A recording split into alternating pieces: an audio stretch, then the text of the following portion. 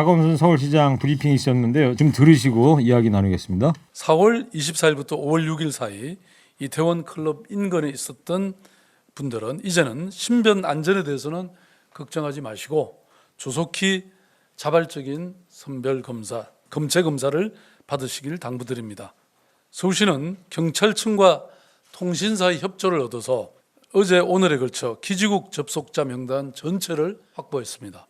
해당 기간 내 이태원 인근에 계셨던 분들은 총 1,905명이었습니다. 그래서 전원에게 이미 문자 메시지를 발송했습니다. 문자 안내를 받으신 분들은 빠른 시간 내에 가까운 보건소 및 선별진료소를 방문해서 검사를 받으셔야 됩니다. 동시에 카드사로부터 카드 이용자 494명의 명단도 확보해서 검사 및 자가격리토록 했습니다. 최일구의 허리케인 라디오.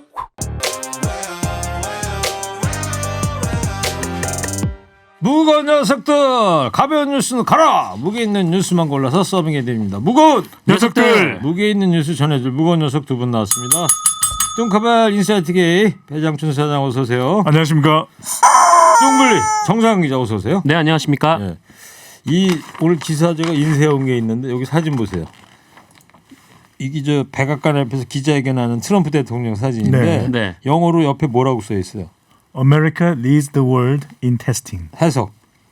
그 테스트 검사하는 데 있어서 세계를 주도하고 있다 미국이. 근데 이 미국이. 기사를 왜 썼냐면 기자가 너무 마스크를 안 썼다는 썼네요. 거예요. 마스크. 아. 한 말씀씩 한번 해보세요. 트럼프 대통령한테 마스크 좀 쓰고 다니라고.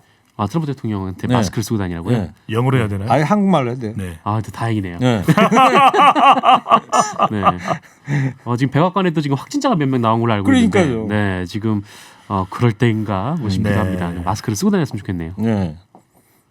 마스크죠. 네. 세 글자 마스크. 마스크 쓰고 다녀라. 네. 뭐 컨디션들이 오늘 별로인 것 같아요. 날씨가 좀 흐려가지고요. 네. 자, 청취자 여러분 코너 끝에 방송만 잘 듣고 계시면 금세 맞힐 수 있는 무게 있는 퀴즈 드립니다. 지금부터 무거운 두 분이 전해줄 무거운 뉴스 잘 들어보시기 바랍니다.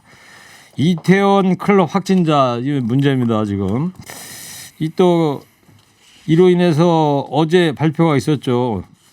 등교 일정이 이제 일주일씩 순차적으로 또 연기가 됐어요. 네, 맞습니다. 원래 내일로 예정이 됐었는데 이 고등학교 3학년들이 등교를 하기로 했었는데요.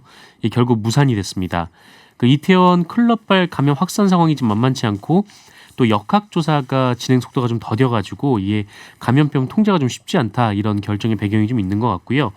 고3 학생들이 원래 13일에서 20일로 그 개학 일정이 연기됨에 따라서 고2, 중3, 초등학교 1, 2학년 그리고 유치원생들은 20일에서 27일로 그리고 고1, 중2, 초등학교 3, 4학년은 6월 3일에 개학을 하기로 했고요. 네. 그리고 나머지 중1과 초등학교 5, 6학년은 6월 8일에 개학을 하기로 했습니다. 6월 8일. 워낙 예년 같으면 6월 중순쯤이면은 방학이죠. 여름 방학 들어갈 때 네, 아니에요. 방학이죠. 네.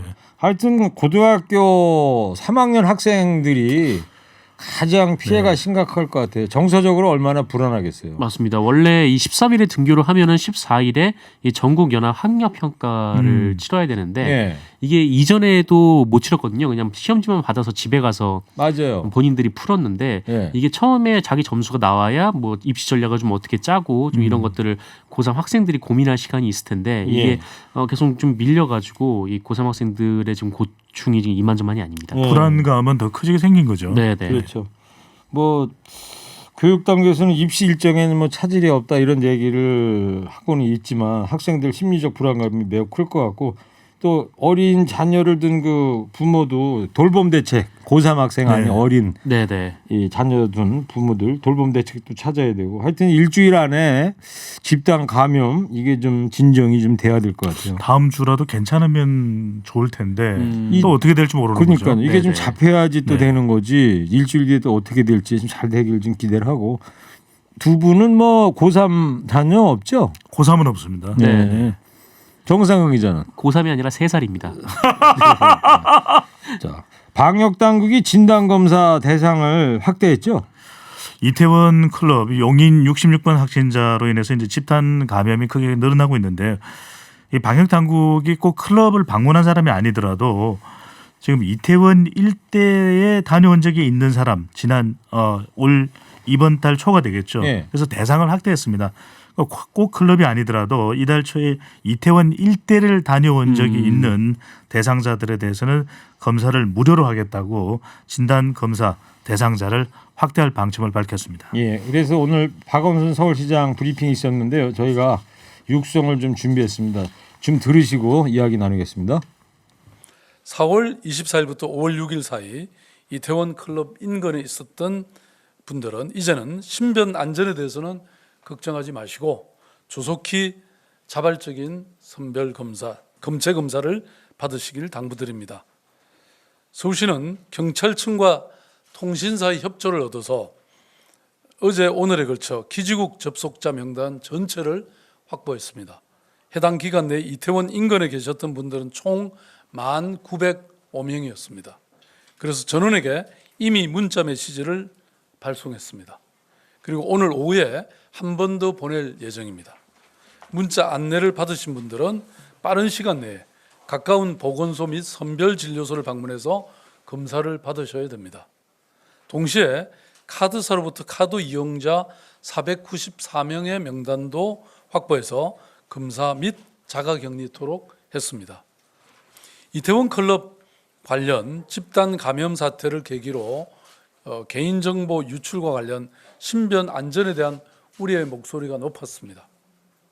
서울시는 지금까지 방역체계에서 개인정보가 유출되지 않도록 철저하게 관리해 왔습니다. 앞으로도 방역만을 위해서 사용되도록 조치를 철저히 취하겠습니다. 박원순 시장 오전 브리핑 들으셨는데요. 네. 이게 중간에 보면 해당 기간에 이태원에 있었던 1,905명 한테 문자를 보냈다는 거예요. 이걸 네. 어떻게 알게 되는 거죠? 통신사 기지국을 통해서 이 전화를 쓰면은 바로 기지국에 접속이 되거든요. 그 그래서 기록이 다 남는 네, 거죠. 그 접속 기록을 모두 3사 통신 3사에게서 다 제출을 받은 겁니다. 그래서 예. 이 명단을 추린 건데 이 만여 명에게 모두 연락처를 보냈고 그 문자를 받으신 분들은 빨리 이 보건소나 선별진료소에 가서 진료를 받아라. 네, 그렇죠. 이런 내용입니다. 그 특히 뭐 성소수자 이런 분들 아우팅이라고 그러죠. 자기 네네. 신분 노출될까 봐 걱정하는 거.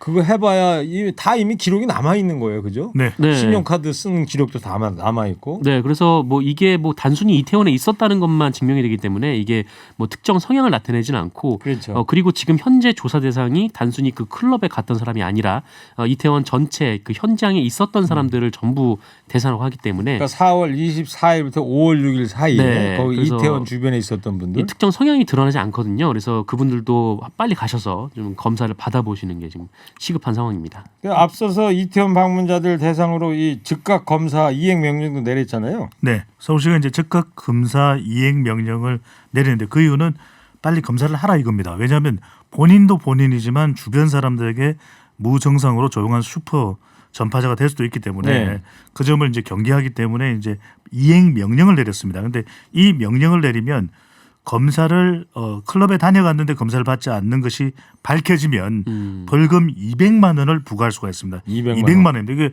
적은 금액이 아니죠. 200만 원 밑줄 쳐야 돼요? 쳐시고요. 밑줄 200만 200개, 별은요? 별 200개. 별 200개 쳐요? 네. 어느 세월에 200개를 치고 앉아 있어요? 차근차근 치면 안 차근차근 치면 200개 칠 수 있어요? 네, 200만 원입니다. 200만 원이다. 즉각 검사 이행 명령을 내렸습니다. 그러니까 이 보면 말이에요. 옛날에 그런 영화 있었잖아요. 나는 네가 지난 여름에 한 일을 한 일을 알고 알고 있다. 다 네. 알고 있는 거예요. 네. 아무리 숨어 있으려고 그래도 네. 다 알고 있는 거예요. 그러나 개인정보 이 익명성은 100% 보장해 준다는 거 아닙니까? 그렇죠. 익명으로 검사한다는 것이고 그러니까요. 원래는 이제 CCTV를 통해서 끝까지 연락이 안 되는 3,000여 명에 대해서 추적하겠다는 이야기도 있었는데 이게 더 효과적인 방법이죠. 네. 기지국에 접촉을 했던 사람을 대상으로 해서 저는 문자를 보냈는데 그래서 이제 외국인들은 이걸 받았을 때 어떻게 또 이해를 하고 검사를 받을 수 있을지는 한 번쯤 더 확인도 필요해 보입니다. 그러니까 이렇게까지 하게 된 이유는 그거 아닙니까? 이 클럽에 입장할 때 이 인적사항을 적게 돼 있는데 네, 연락처라든가 이걸 다 엉터리 부정확하게 적다 보니까 네. 이런 사람들이 3,000명이라는 거 아니에요? 정확하게 적었던 사람보다도 부정확하게 적었던 사람이 더 많은 거죠. 그렇죠. 그러니까 이 아직 부정확하게 명부를 작성한 3,000명 플러스 오늘 다 해서 1,905명한테 네. 문자를 보냈다는 거 아닙니까? 그렇죠. 네, 네. 자, 방송 듣고 계신 당시에 이태원에 계신 분들 제발 좀 보건당국에 가서 선별진료소 가서 좀 검사 좀 받아주시기 바랍니다. 무엇보다 이제 걱정되는 게 2차 감염이에요. 네. 손자한테 그 코로나19 옮은 할머니 그 사례도 있었잖아요. 네, 사실 이 젊은 감염자들은 뭐 증상을 느끼지 못하고 그냥 넘어가거나 뭐 증상을 느끼더라도 뭐 가벼운 감기 정도로 끝나는 경우가 많다라고 하더라고요. 실제로 이태원 관련 확진자 10명 가운데 3명이 별다른 증상이 없는 상태라고 하는데 네. 이 문제는 뭐 그렇다고 해서 이게 전염력이 떨어지는 게 아니다라는 겁니다. 그러니까 전염력은 상당한데 뭐 젊은 사람한테는 증세가 잘 나타나지 않는다라는 거죠. 무증상이다 이런 거. 네. 그래서 특히 이제 본인 모르게 이 다른 사람에게 그러니까 특히 고위험군에게 병을 전파시킬 수 있다라는 게 가장 큰 문제인데 실제로 서울 구로구에 사는 84살 여성이 이태원 클럽에 다녀온 손자가 확진 판정을 받은 뒤에 본인도 확진 판정을 받았습니다. 네. 함께 식사를 했다가 지금 감염된 것으로 보이고요. 그리고 그 경기도 부천에서도 그 이태원 클럽에 다녀온 아들과 접촉한 50대 여성이 또 확진 판정을 받았습니다. 그래서 이 방역 당국에서는 뭐 노인이나 기저질환자 같은 고위험군으로 이 병이 퍼질 가능성을 가장 우려하고 있습니다. 2차 감염의 대표적인 사례가 66번 용인 확진자 아닙니까? 네. 네네. 본인 걸려갖고 들어가가지고 엄마한테도 감염을 시키고 형한테도 감염을 시켰다는 거 아닙니까? 네.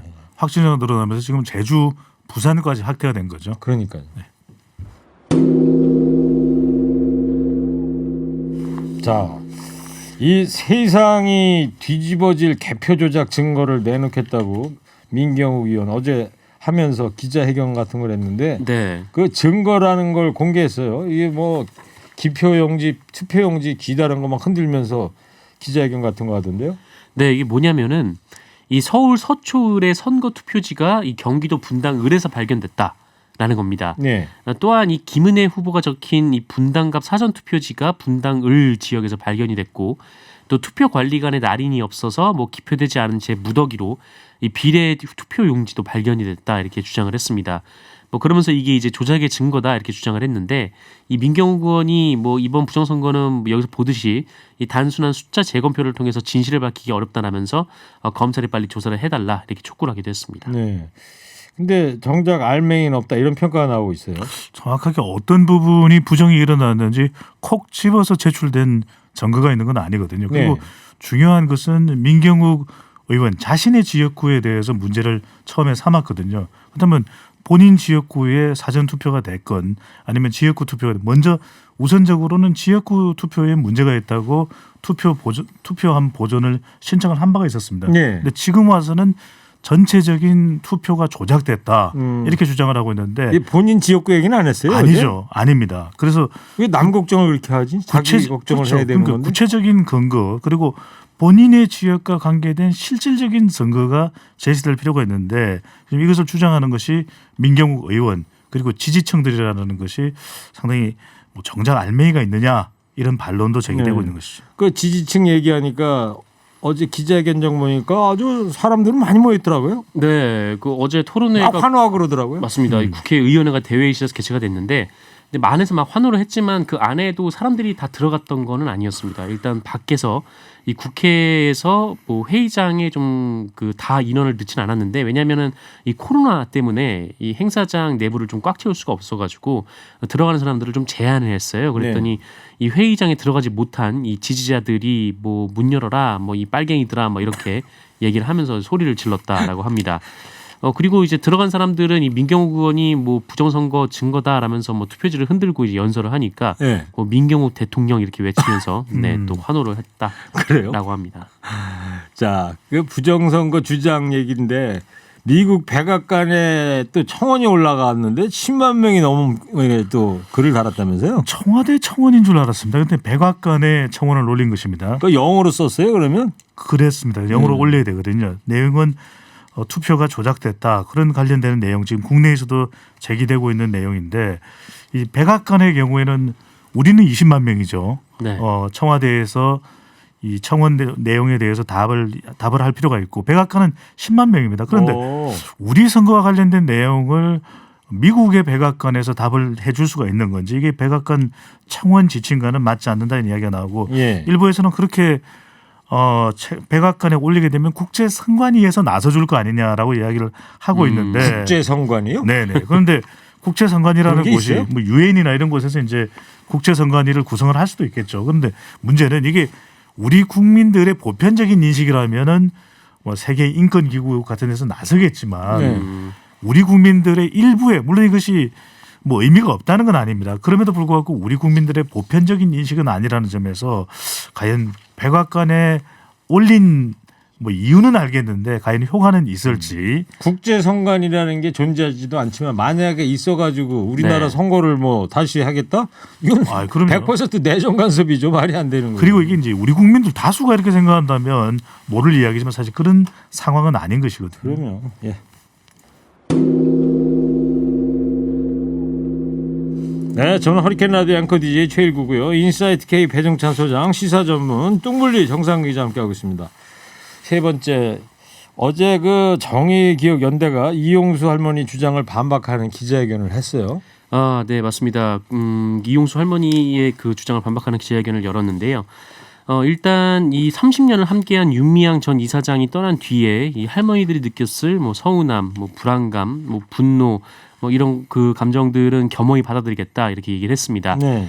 그러면서 이 가장 논란이 됐던 이 수요 집회 기부금 사용 내역을 공개를 했는데 일단 2017년부터 3년간 이 수요 집회를 하면서 22억 1,900여만 원의 이 기부금을 모았는데 여기서 이제 41%인 9억 1,000여만 원을 이 피해자 지원 사업에 썼다라고 말을 했습니다. 예. 그리고 나머지는 이 전 세계의 위안부 문제를 공론화하는 추모 사업 그리고 교육 사업 등에 사용했다 이렇게 설명을 했는데 또한 그 2015년 이 한일 합의 당시에 이 정의기억연대가 그 일본이 주는 10억엔을 할머니들이 받지 못하게 했다라는 의혹도 사실무근이다 이렇게 또 반박을 했습니다. 이 정의기억연대 측은 이 합의 내용의 진정한 의미가 무엇인지 설명드렸고 이 기금의 수령 여부는 전적으로 할머니들이 결정하시게끔 했다라면서 주장을 반박을 했습니다. 네. 근데 이제 야당하고 일부 보수 언론에서는 윤미향 당선자 이번에 이 전 정의원회 이사장 공격을 하면서 박근혜 정부 때 한일 위안부 합의를 정당화하려는데 이용하려고 하는 그 행태를 보이고 있는데 윤미향 당선인을 겨냥하고 있는 이유 들어볼까요, 더? 겨냥하고 있죠. 2015년에 박근혜 정부 당시에 한일 위안부 합의 이 국민들이 상당히 비판적이었습니다. 그런데 이 내용에 대해서 당시 박근혜 정부 때의 외교부 고위 관계자가 윤미향 당시 정의기억연대 대표에게도 알렸다. 그리고 이견이 없었다. 이렇게 이제 설명을 했거든요. 그렇다면은 마치 윤미향 당선인이 2015년 당시에 합의 내용에 대해서 긍정적이었다. 이렇게 또 해석을 할 수가 있게 되는 거죠. 네. 그렇죠. 그런데 윤미향 당선인 본인은 이 주장에 대해서 추장을 하는 외교부 당국자들이 굴욕적이었던 한일 합의를 이끌었던 당사자들이다. 네. 내가 어떻게 거기에 동의했겠느냐. 전혀 사실 무근이다. 이렇게 정반대의 입장을 나타냈습니다. 그러니까 뭐 불가역적이다 이런 문구 들어간 거 그런 얘기는 안 해줬다는 거 아닙니까? 그렇죠. 네. 네. 그리고 또 술집에 돈 썼다 이런 얘기가 나오던데요. 네, 그러니까 한국경제하고 조선일보가 이 정의기억연대가 이 맥주 체인점 옥토버 페스트에서 뭐 하루에 3,339만 원을 지출했다라면서 이것은 이제 정의기억연대가 위안부 피해자 지원에 쓴 돈보다 많았다 이렇게 주장을 했는데 그런데 이에 대해서 정의기억연대가 해명한 것은 이 국세청 기준이 이 지출 항목별 대표 지급처를 기재한 거다라고 합니다. 그러니까 이 후원의 밤 행사 관련해서 좀 여러 번의 행사를 열었는데 네. 그 한 140여 곳에서 이루어진 행사를 그 대표 상으로 이 옥토버 페스트라는 술집 이름을 적어 넣었다는 거죠. 그래서 이게 한 곳에서 3,339만 원을 지출한 게 아니라 이 140여 곳에서 후원 사업을 하면서 이 돈을 이제 지출을 했다라고 말했습니다. 네, 윤미향 당선인이 SNS에 이제 신경을 토로했죠. 네, 뭐 조국 장관이 생각난다라는 좀 그런 내용의 이 SNS에 글을 올렸는데 이 본인은 뭐 겁이 나지 않는다. 이 친일이 청산되지 못한 나라에서 개인의 삶을 뒤로 하고 정의, 여성, 평화, 인권의 가시밭길로 들어야 할 사람이 겪어야 할 숙명으로 알고 당당히 맞서겠다라고 얘기를 했습니다. 네. 특히 뭐 지금 일부 매체 기자들이 자신의 딸, 그러니까 유학 중인 딸의 이 그 학교 이제 친구들까지 찾아가가지고 뭐 차를 뭘 타고 다니냐, 네. 뭐 혼자 사느냐, 둘이 사느냐 이런 것까지 지금 캐묻고 있다라면서 굉장히 좀 아쉬운 얘기를 했습니다. 알겠습니다. 이용수 할머니가 기자회견에 했던 발언은 뭐 온 국민이 경청은 해야겠지만 또 이를 또 악용하려는 그런 시도도 용납이 돼서는 안 될 것 같습니다. 자, 이제 방송만 잘 듣고 계셨으면 금세 맞힐 수 있는 무게 있는 퀴즈들입니다. 서울시가 이태원 클럽 방문자들을 대상으로 즉각 검사 이행 명령을 내렸습니다. 박원순 시장은 이태원 클럽에 다녀갔는데 검사를 받지 않은 것이 나중에 밝혀지면 벌금을 부과할 수 있습니다 했는데 최대 얼마의 벌금이 부과될까요? 뚱커벨 힌트 주세요.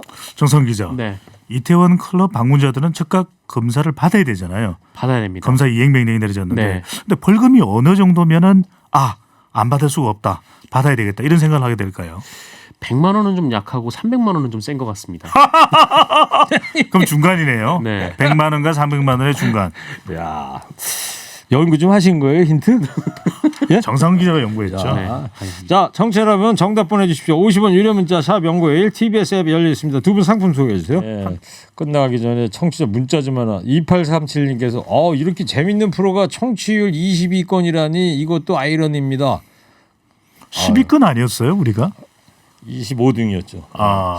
뭐 10위권은 좀 돼야 한다 뭐 이런 말씀이신 것 같은데 월요일에 이 청취율 조사 결과가 이 두 분 덕분에 잘 나왔거든요. 네. 라디오 전체 주중 25위, 주말은 더 올라서 21위. 자, 10위권 때 진입이 가능할까요? 어때요? 당근이죠. 네. 네, 충분히 가능할 것 같습니다. 충분히. 예. 뉴스공장 청취율을 조금 가져오죠. 그럴까요? 예. 70형님이 문자 보내셨네. 그새 19야 좀 겸손하자. 지금까지 오늘 무게 있는 뉴스들 무거운 녀석들이 전해드렸습니다. 인사이트 K 배정찬 소장, 정상근 기자였습니다. 두 분 고맙습니다. 무거운 녀석들! 일부 행기의 이야기를 더 듣고 싶다면